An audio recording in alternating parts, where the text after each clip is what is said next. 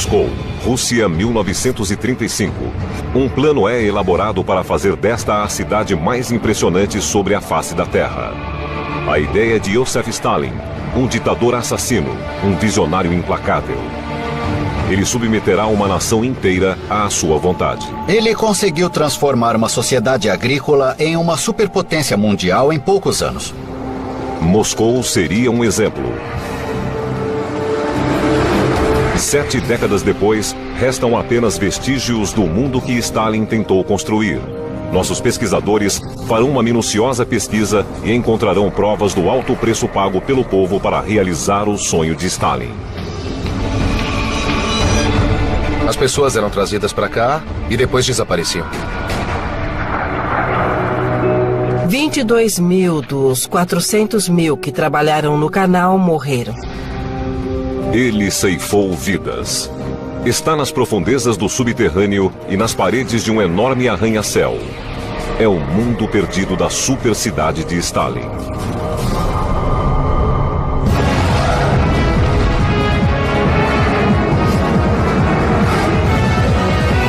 Mundos Perdidos. A super-cidade de Stalin. Em 1935, quando Iosif Stalin anunciou a intenção de reconstruir Moscou, poucos cidadãos poderiam imaginar o que isso significaria. Eles já tinham vivido 2 décadas de caos. A Revolução de 1917, a derrubada do czar e a criação do primeiro Estado comunista da história. Mas não tinham ideia de quão grandes ou dolorosas seriam as mudanças de Stalin. Ele queria apagar todos os traços do passado imperial da cidade e transformar todos os aspectos de Moscou. E isso só seria possível através da força bruta. Nossa equipe de pesquisadores viajou a Moscou para entender o que aconteceu. Guy Archer passou anos pesquisando a história da Rússia. Todos nós conhecemos as atrocidades de Stalin, sua brutalidade. Mas eu vim para a Rússia por estar interessado na marca que ele deixou no sistema de transporte, nas construções e na arquitetura. Michael Schuller é o engenheiro da equipe. Ele revelará uma Moscou completamente diferente da que vemos hoje. Estou muito interessado em saber mais sobre a tecnologia das construções e como ele foi capaz de construir essa infraestrutura industrializada em tempo recorde. Juntos, eles farão o retrato de uma cidade que nunca foi concluída. Até agora, ela só existiu por completo na mente de Iosif Stalin. Ele acreditava que para criar, era preciso estar preparado para destruir. Assim, ele começou a demolir. E se pôs a destruir a história de Moscou. A dinamite destruiu 500 anos de tradição, o melhor da arquitetura de Moscou. Nenhum edifício estava a salvo, nem mesmo a Catedral Cristo, o Salvador. Foi uma grande demonstração de força. Um novo monumento se ergueria ali. O Palácio dos Sovietes. Um templo profano, construído em uma escala sem precedentes. Seria um símbolo temível da supremacia comunista. Sabemos que tempos depois, a era de Stalin seria vista com constrangimento, algo que em si deveria ser apagado da história. A grande ironia é que a catedral foi demolida. O palácio nunca foi construído e a catedral foi reconstruída nos anos 90. Quer dizer, isso não faz nenhum sentido. A ambição de Stalin não tinha limites, e o Palácio dos Sovietes era seu plano principal. Ele anunciou um concurso mundial para eleger o melhor projeto. 270 propostas foram apresentadas, e só 2 anos e meio depois surgiu o vencedor. Há 70 anos, cada um desses projetos oferecia a visão de um futuro grandioso. No Museu de Arquitetura de Moscou, Guy Archer examina as plantas. Houve uma grande competição pelo Palácio dos Sovietes. Foi internacional, com 160 propostas ao longo de 3 anos. Muitas eram fantásticas, imaginativas, futurísticas, bem à frente de seu tempo. Em muitos dos projetos inscritos, há uma certa utopia. De todos os projetos, talvez o mais extraordinário tenha sido o de um jovem arquiteto chamado Boris Yoffen. Seria um prédio com 3 plataformas. Uma escadaria levaria a um pórtico elaborado. E no topo, haveria uma estátua gigantesca de um operário. Foi o projeto escolhido por Stalin. Embora para ele não fosse grandioso o suficiente, queria que fosse mais alto, mais sofisticado, mais ornamentado com símbolos comunistas em todas as superfícies. A estátua do operário seria uma estátua de Lenin. O trabalho de Yoffen tinha apenas começado. Ele e a equipe criavam projetos para palácios. Esses são os desenhos originais. A edificação ficava cada vez mais alta, tudo se tornava mais imponente. Eles buscavam a perfeição. E o trabalho não tinha fim. Embora o palácio não exista, a estação de metrô construída para servi-lo existe. Ali, Guy Archer pode ter uma noção de como seria entrar no Palácio dos Sovietes.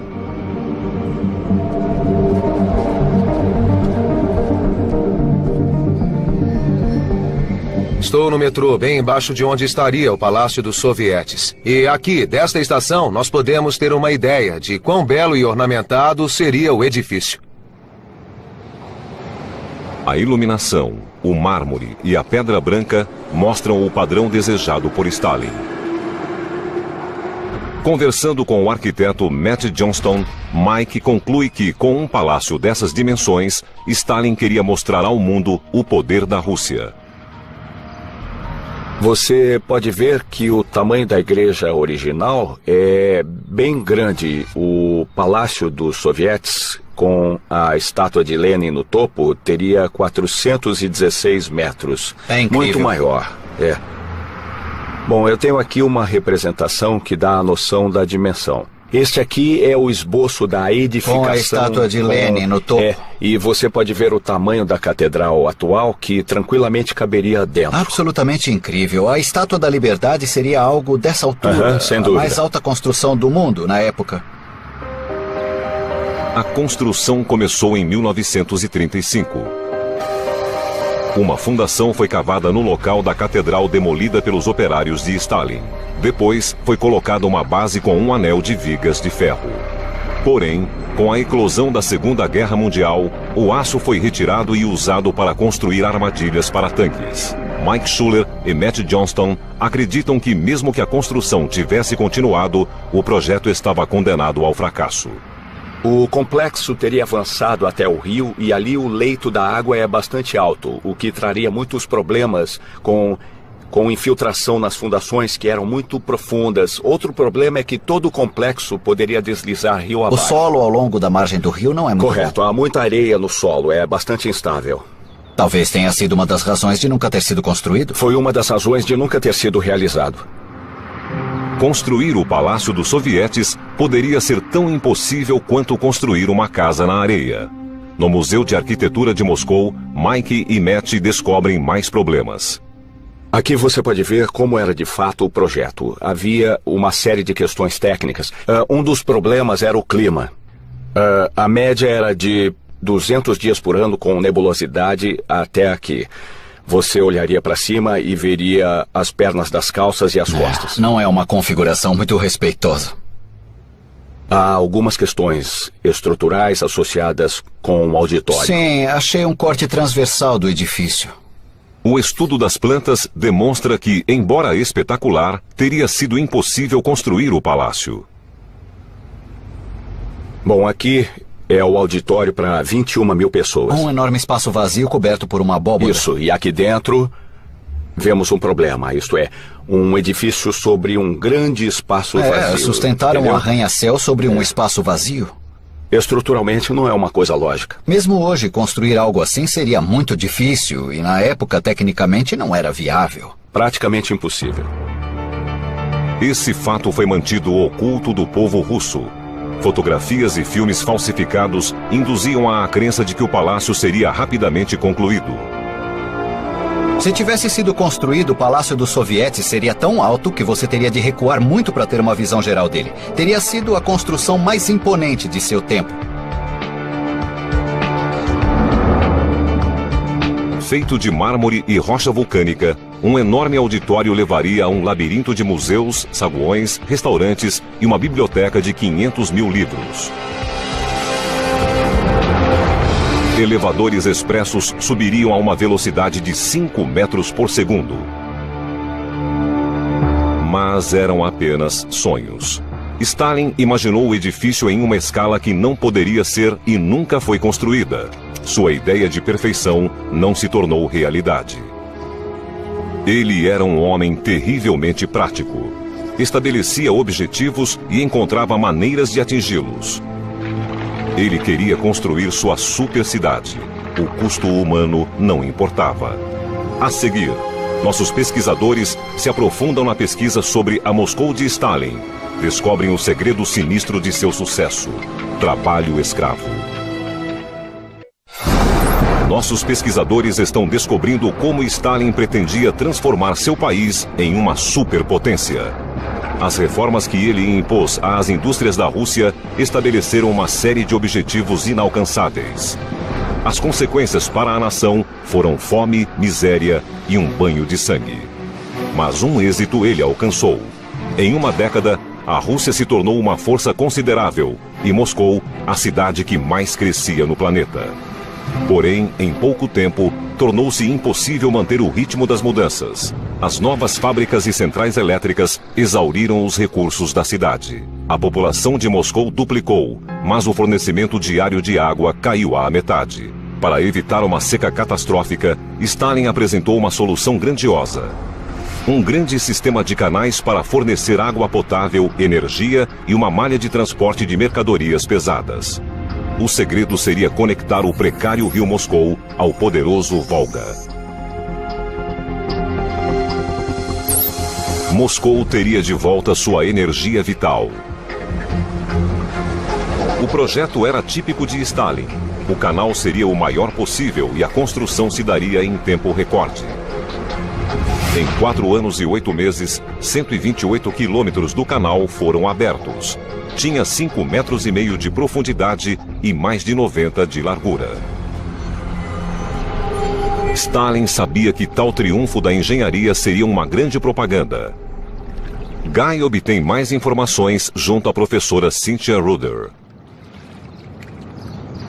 É visível o grande detalhamento e a atenção dada aos canais e aos aspectos técnicos, mas houve também uma atenção especial aos aspectos artísticos. Havia planos específicos para o projeto arquitetônico ao longo do canal, inclusive para as comportas dos diques. Tudo foi planejado em detalhes, projetado pelos principais arquitetos da época. É como se o projeto devesse transformar a jornada através do canal em uma experiência artística. E a estátua de Lenin aqui é o grande legado disso. Sem dúvida, é monumental. Sem dúvida, com 35 metros de altura, é o maior monumento a Lenin existente na Rússia. Havia outra estátua de Stalin de 35 metros no meio do canal. A estátua de Lenin está aqui, mas o local onde se ergueria a de Stalin está vazio. O que aconteceu? No período de desestalinização, no final dos anos 50, todas as estátuas e placas com seu nome começaram a ser retiradas. Certa noite, uma multidão derrubou aquela estátua que fora por ela erigida com grande dificuldade, pois era uma escultura grandiosa e fora construída com grande esforço. A estátua de Stalin foi retirada e destruída, mas isso não é nada se pensarmos nas pessoas que ele destruiu para realizar seu sonho. Ele construiu o canal com a exploração brutal de trabalho escravo. Se alguém se recusasse a obedecer, acabaria nas mãos da polícia secreta de seu líder. Cynthia, o que esta bela igreja tem a ver com a construção do canal? Essa igreja se localiza em um monastério que foi requisitado pela polícia secreta soviética, NKVD, para ser quartel-general do campo prisional para os trabalhadores escravos que construíram este canal. De onde vinham os trabalhadores? Eles usaram prisioneiros políticos ou criminosos comuns? Eles usavam todos, dependendo das necessidades, prendiam quantos fossem necessários para a tarefa. Houve um momento em que havia mais de 200 mil prisioneiros no campo de Mitre trabalhando no canal. Se precisavam de engenheiros, prendiam engenheiros.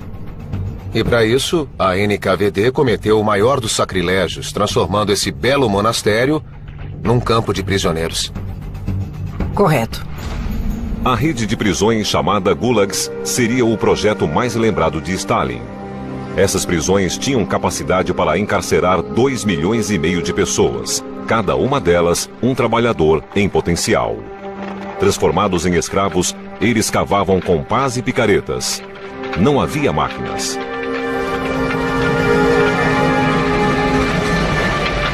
Eles retiraram 200 milhões de metros cúbicos de terra ao longo do canal e depositaram 7 milhões de toneladas de concreto. Mas a urgência de Stalin era de tal ordem que ele importou secretamente 177 escavadeiras mecânicas. Tido como símbolo do orgulho russo, ele realizou seu sonho com tecnologia estrangeira. Essa tecnologia foi extremamente cara, mas o custo em vidas humanas foi ainda mais alto.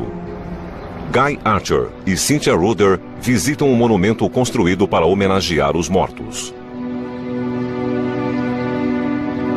A informação mais atualizada que temos é que 22 mil trabalhadores dos mais de 300 ou 400 mil que trabalhavam no canal morreram.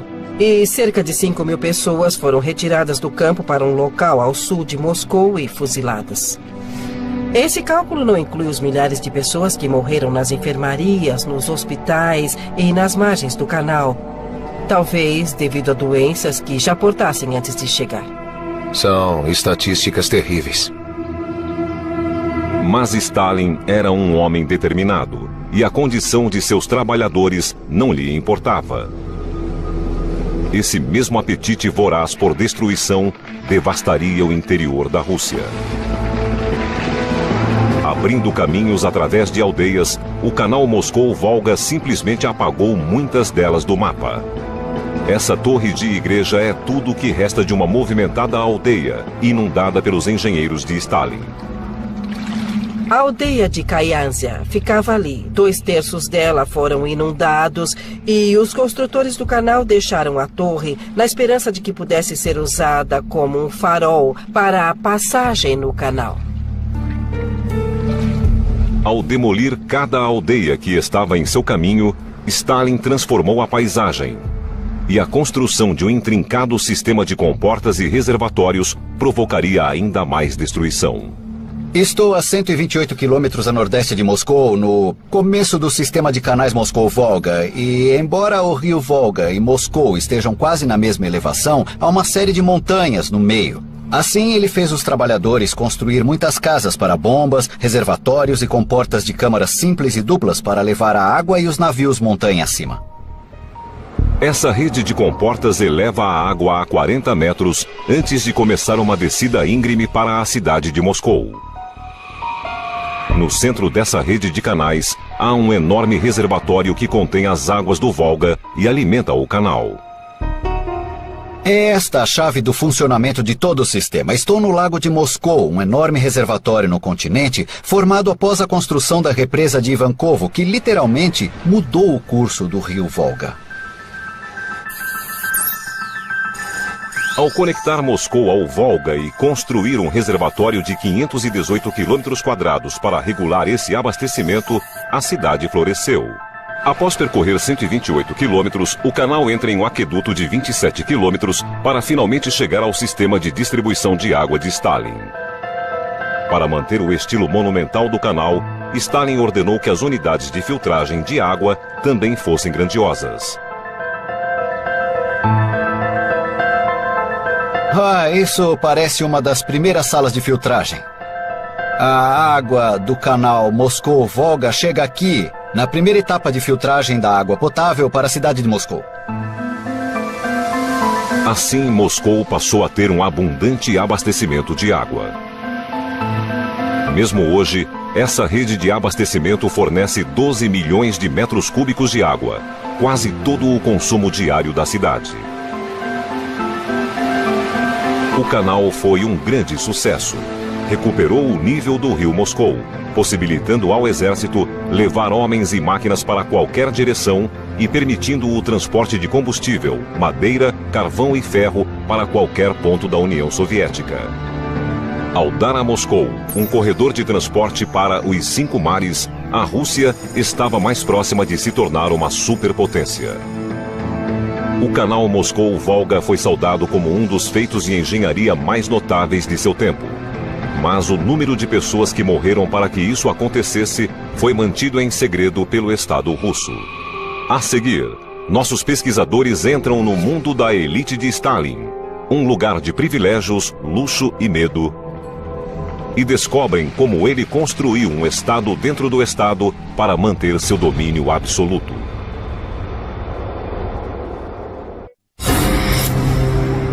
Guy Archer e Mike Schuller estão pesquisando os planos de Stalin para transformar Moscou em uma supercidade e descobrindo como ele reconstruiu o mundo que o povo de Moscou habitava. Ele controlava todos os aspectos da vida dos cidadãos, obrigando-os a viver coletivamente. Famílias viviam em um aposento, dividindo instalações sanitárias e cozinhas com os vizinhos. E junto às casas humildes, Stalin construiu um complexo residencial para a alta hierarquia do Partido Comunista. Ficou conhecido como a Casa da Represa. Os poucos eleitos de Stalin viviam em um ambiente de luxo. Hoje, aqui moram os jovens novos ricos de Moscou.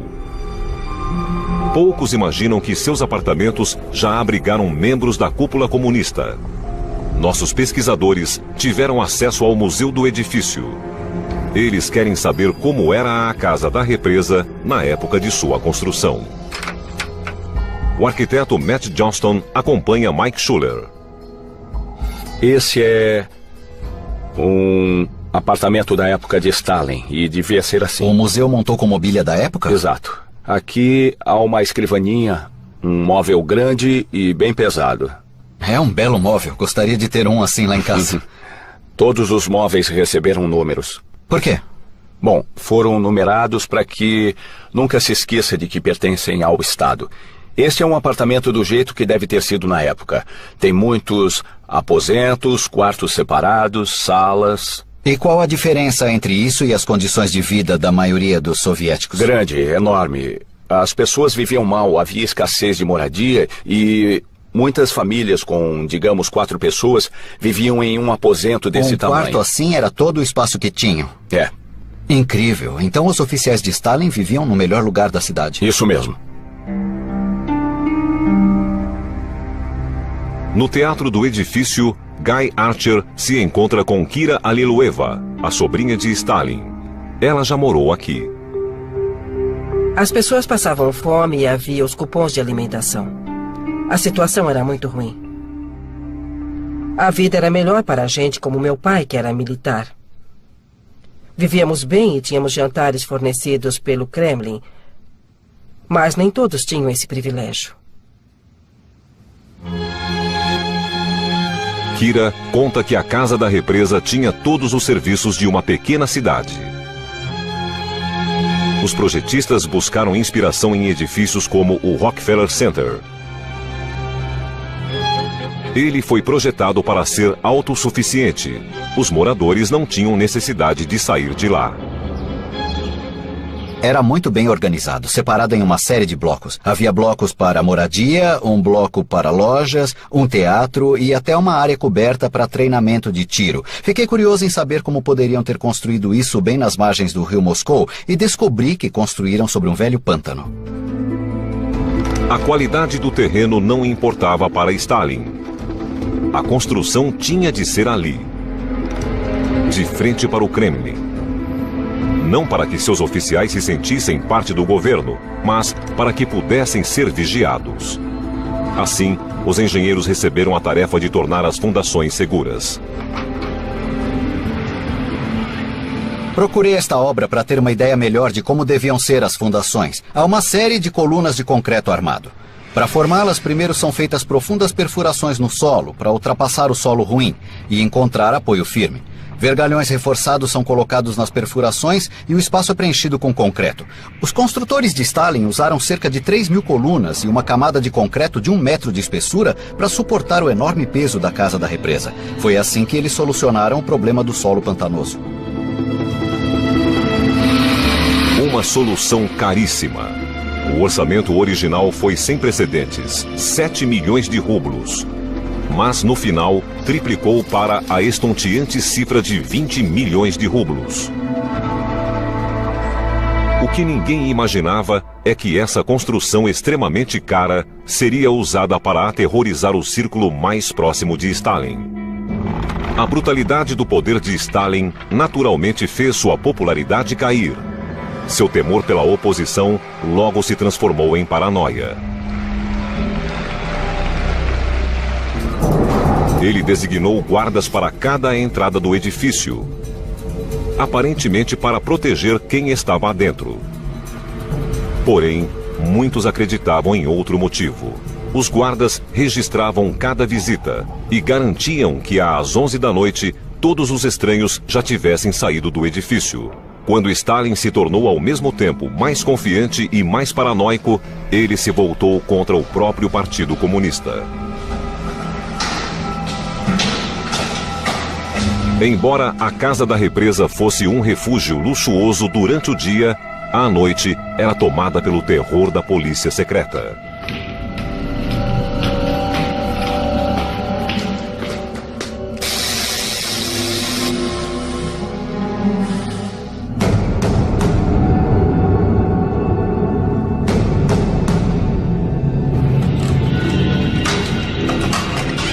Mike e Matt pesquisam um dos apartamentos. Bom, além da entrada principal, havia também uma entrada de serviço na maioria dos apartamentos. Há um canto interessante e misterioso. O que é? Se você der uma olhada por aqui... Ah, um closet, bem pequeno. É. Parece oco atrás. O que há atrás do closet? Bom, não é muito profundo. Dê uma olhada ao fundo do closet, é aqui, há um vazio atrás. Portanto, é provável que fosse a entrada de serviço. A maioria dos apartamentos tinha uma entrada de serviço. As portas não podiam ser trancadas e se ligavam ao térreo por um elevador. A polícia secreta tinha acesso irrestrito a todos os apartamentos. Há muitas histórias sobre o edifício, apartamentos com escuta e pessoas que foram levadas. Muitos dos removidos eram comunistas leais com anos de serviço ao partido.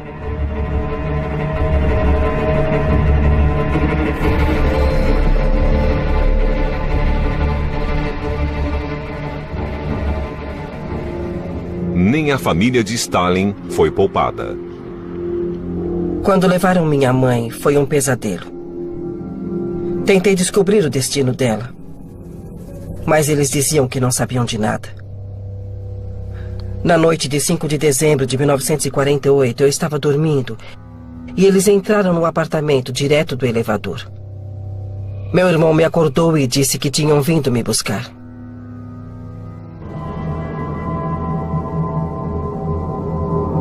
Ela ficou presa durante 6 meses e foi exilada por 5 anos por um crime que não cometeu. Quando a vítima era levada, ninguém era avisado.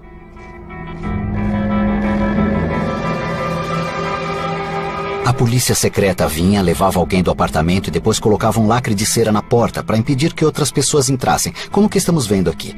Se você viesse visitar seu amigo e encontrasse um lacre de cera na porta, seu amigo estava em apuros. As vítimas eram levadas para Lubyanka, o quartel-general da NKVD, a polícia secreta. É um edifício bastante sinistro. As pessoas eram trazidas para cá e simplesmente desapareciam. Elas eram fuziladas aqui ou enviadas para campos de trabalho espalhados pela União Soviética e ficavam desaparecidas durante décadas. Muitos sumiram completamente e suas famílias nunca mais tiveram notícias deles. Um sistema tão repressivo não admite qualquer oposição. A época de Stalin foi marcada por desaparecimentos e pela constante ameaça de morte violenta. Estou no Museu da Casa da Represa, ao lado de uma lista de 700 nomes. São pessoas que foram presas neste edifício na época de Stalin. 350 delas foram executadas. Há aproximadamente 500 apartamentos. Portanto, 30% das pessoas que moravam aqui foram presas. Os apartamentos vazios logo eram ocupados por novos e ambiciosos quadros do partido. Todos sabiam que essa posição podia ser temporária. Reunindo todas as informações levantadas por nossos pesquisadores, podemos entender como a bizarra construção do complexo controlava a vida de seus moradores. Eles usufruíam um luxo inimaginável para os cidadãos comuns, mas viviam com medo. Guardas em todas as portas, suspeitas de escutas nos apartamentos e elevadores de serviço por onde a polícia secreta invadia a casa daqueles que se julgavam de confiança.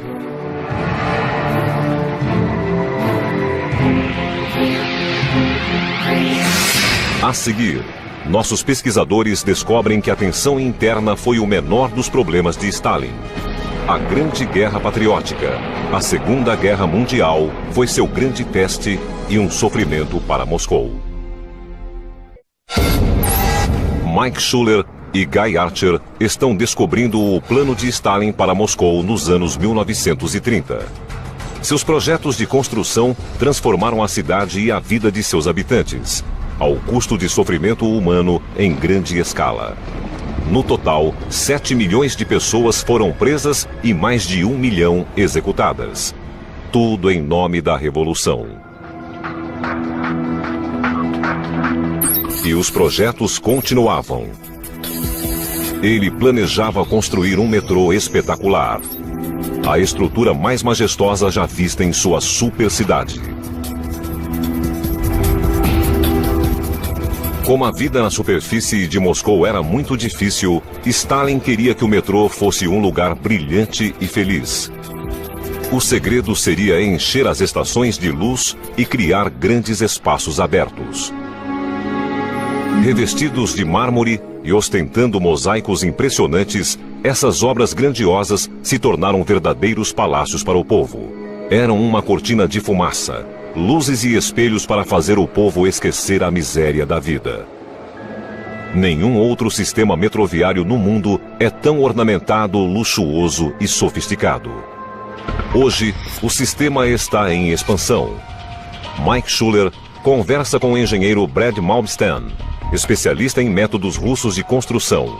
Eles querem saber como o metrô original foi construído.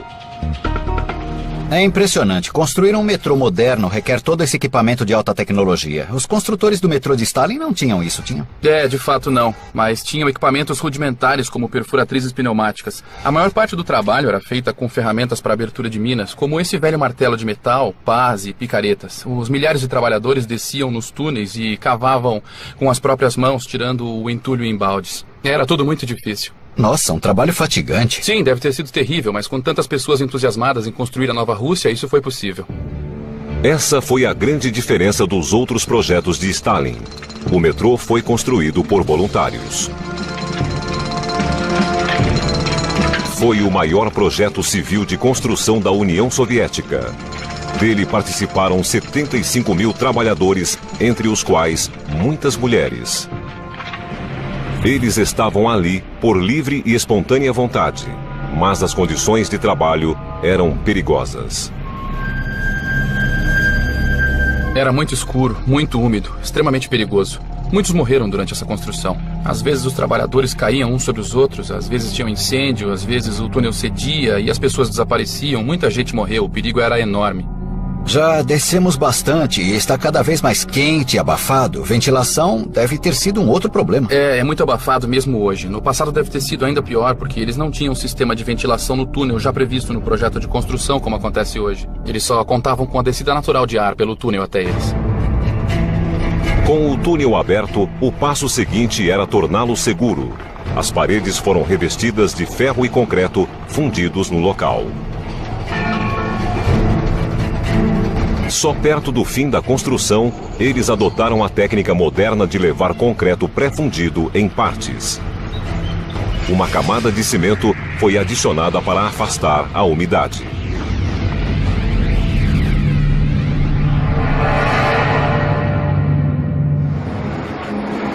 O metrô finalizado ficou sofisticado e ornamentado. Mas, além de transportar passageiros com conforto, ele tinha outro objetivo muito prático. Stalin sabia que a guerra era iminente. A invasão alemã de 1941 seria o maior desafio já enfrentado pela Rússia.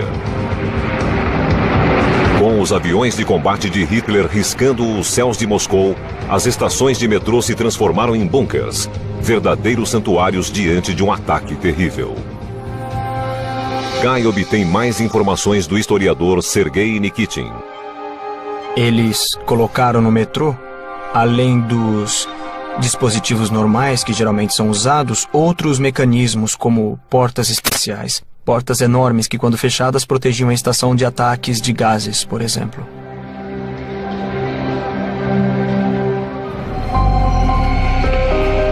Mas a história do metrô de Stalin não termina aqui. O segredo está sob o metrô que vemos hoje. Mike descobriu evidências de um outro complexo mais profundo. Aparentemente é um segundo sistema metroviário, o Metrô 2, que Stalin construiu especificamente por motivos de segurança, com um túnel secreto que ligava o Kremlin a um de seus dachas particulares fora de Moscou. Estou com o Vadim, que me levará ao subterrâneo para obter algumas pistas sobre sua localização.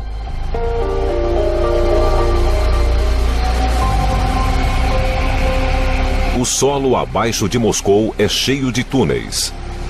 Ao explorá-los, Mike percebe que pode estar a poucos metros do complexo secreto do segundo metrô. Na época de Stalin havia apenas uma linha, mas isso teve grande expansão durante a Guerra Fria e eles construíram entradas secretas e passagens subterrâneas e bunkers para a fuga de personalidades importantes em caso de uma emergência ou algum tipo de ataque. Considerando essa natureza de múltiplos usos, deve ser um dos metrôs mais profundos já construídos. Os detalhes do segundo metrô, como localização e métodos de construção, ainda são segredos de Estado. Mas, reunindo o que sabemos, podemos ter uma noção da escala da rede metroviária de Stalin. Acredita-se que um dos túneis secretos leve a seu bunker particular. Outro ao aeroporto. Um terceiro à sua casa de campo. Embora persistam os rumores sobre o segundo sistema, o metrô de Stalin continua a ser o orgulho de Moscou e de seus cidadãos, transportando centenas de milhares de pessoas todos os dias. A seguir, nossos pesquisadores descobrem que, mesmo com o fim iminente de seu regime, Stalin quis deixar uma marca indelével na paisagem de Moscou. Nossos pesquisadores descobriram que a Moscou que Stalin construiu era um lugar de extremos. De grandes manifestações a segredos sombrios, construída em nome do povo, mas com um enorme custo humano. Mike Schuller e Guy Archer pesquisam o que talvez seja o maior dos projetos de construção de Stalin. Nele, a paisagem de Moscou celebraria a vitória comunista, o grande triunfo sobre a Alemanha nazista. Ironicamente, a inspiração veio de cidades de um novo inimigo, a América capitalista. No final dos anos 40, ele ordenou a construção de 7 arranha-céus. Eles passaram a ser chamados de as 7 Irmãs e ainda dominam a cidade. A arquitetura lembra o projeto tão sonhado por Stalin. O Palácio dos Sovietes. Por estes desenhos, nós podemos ver que as 7 irmãs roubaram muitas ideias do Palácio dos Sovietes, a arquitetura gótica, a ondulação sobre as plataformas e também a dimensão e a magnitude dos edifícios. Eles enfatizam a pequenez do indivíduo diante do Estado. Como todas as construções de Stalin, o objetivo era combinar propaganda e funcionalidade. Com 240 metros e coroada por uma torre de 57 metros e 6 toneladas, a Universidade de Moscou é o edifício mais alto da cidade. Cercada por espaços abertos com enormes asas laterais e construída em forma de T, a universidade ocupa quase 3 quilômetros quadrados. Por dentro, é igualmente ornamentada e impressionante. A intenção de Stalin era multiplicar por 7 essa opulência. Tem um enorme auditório. Saguões muito decorados. Corredores com paredes espelhadas. E salas adornadas com esculturas comunistas. Todos os detalhes mostram a obsessão do ditador com o grande gesto. A Universidade de Moscou se tornaria tão famosa para os russos como o Empire State Building para os americanos. Ao investigar a construção de um edifício moderno, Mike espera descobrir exatamente como as 7 irmãs foram construídas. Com ele está o engenheiro Brad Malmsten. Há alguma relação entre as 7 irmãs e esse edifício moderno? Ah, sim. As técnicas de instalação do aço usadas nas 7 irmãs são muito semelhantes. É evidente que colocaram a fachada de tijolos para fazer parecer mais sólida, mas basicamente está apoiada no mesmo tipo de estrutura de aço que temos nessa construção. Essas grandes edificações de pedra tomaram emprestada a tecnologia da moderna construção em aço americana. A inovação da estrutura de aço permitiu que Stalin construísse obras mais altas, mais fortes e mais imponentes. Porém, a construção desses arranha-céus não foi tarefa simples. Sob a cidade fluem muitos rios subterrâneos que deixam o solo instável. A geologia é ideal para abrir túneis de metrô, mas muito problemática quando se trata de erguer arranha-céus. Ao longo de sua carreira, Stalin jamais aceitou uma recusa. Portanto, seus engenheiros não tinham saída. Precisavam achar uma solução. Eles usaram um método revolucionário. É chamado de criotecnologia e resolve o problema da construção em solos úmidos. Fazia-se circular uma solução de cloreto de cálcio em sondas abertas. Isso tirava o calor do solo e formavam-se grossas paredes de gelo que impediam a água de entrar nas fundações. Krasny Vorota foi uma das 7 irmãs a usar essa técnica. Igor Kaspe passou anos reunindo dados sobre a notável engenharia usada nesse edifício.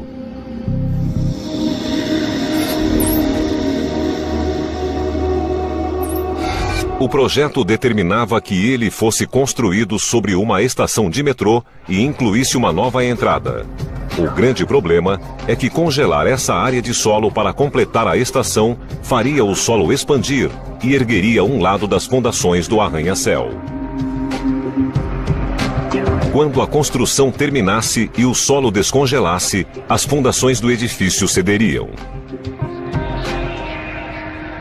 Mas eles decidiram construir sobre uma inclinação de 7 centímetros, de tal forma que, quando o solo descongelasse, o edifício voltaria à linha vertical.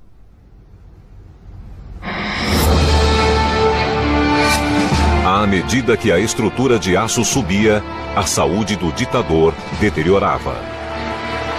Seu legado está nesses edifícios com fachadas monumentais que guardam uma tecnologia ultra inovadora. As 7 irmãs se tornaram prova de sua extraordinária visão arquitetônica para Moscou, mas também um emblema permanente do nefasto poder exercido para construir seu admirável mundo novo. Usando informações de plantas arquitetônicas e a pesquisa de campo de nossos pesquisadores, já podemos recriar o mundo perdido da Moscou de Stalin. Um canal que conecta a Rússia com o mundo, um sistema metroviário eficiente e decorado, arranha-céus que parecem catedrais e prédios de apartamentos construídos como cidades em miniatura. Em curtíssimo tempo, Stalin realizou mais do que muitos países podiam sonhar. Ele modernizou a Rússia, mas seus métodos foram brutais. Outros tentaram transformar a cidade e apagar seus vestígios. Mas a desmedida ambição do plano de Stalin jamais seria igualada.